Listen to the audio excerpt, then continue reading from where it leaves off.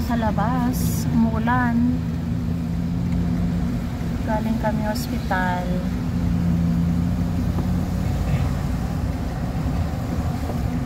Nagpa-injection si daddy sa mata.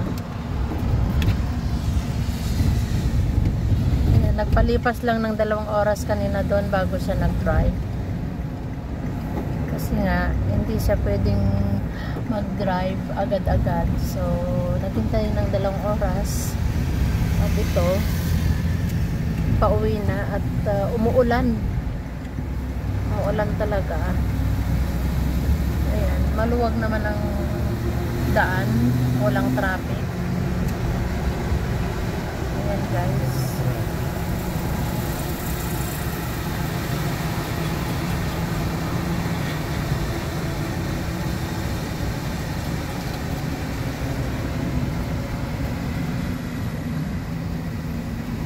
Diba kakaiba ang daan dito compare sa Pilipinas. Ang kalsada ay talagang hindi tulad dito na maluwag. Ayan, traffic na. Kala ko walang traffic. Traffic na.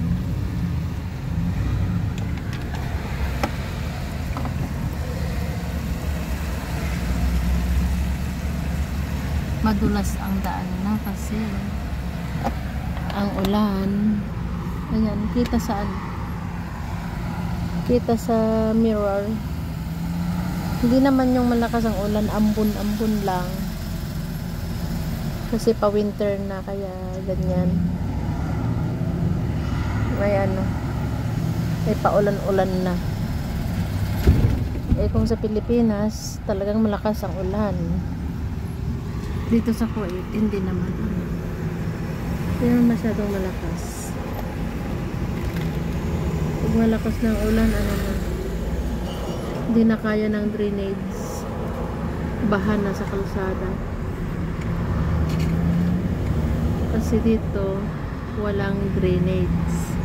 May drainage na sila, pero hindi yung katulad sa Pilipinas. Ang drainage ay magandang pagkagawa. Dito, kunting lang, buhangin, barado ng mga drainage, floods ang sa daan ng abutin.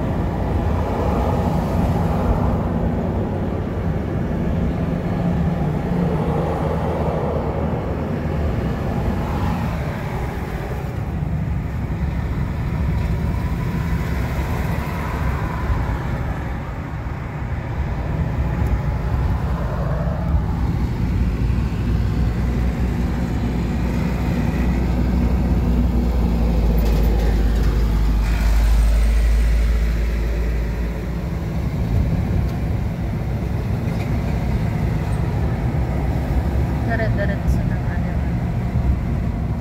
yung patakbo.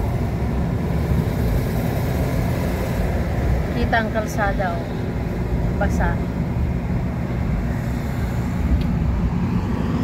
Madalang lang umulan sa Kuwait.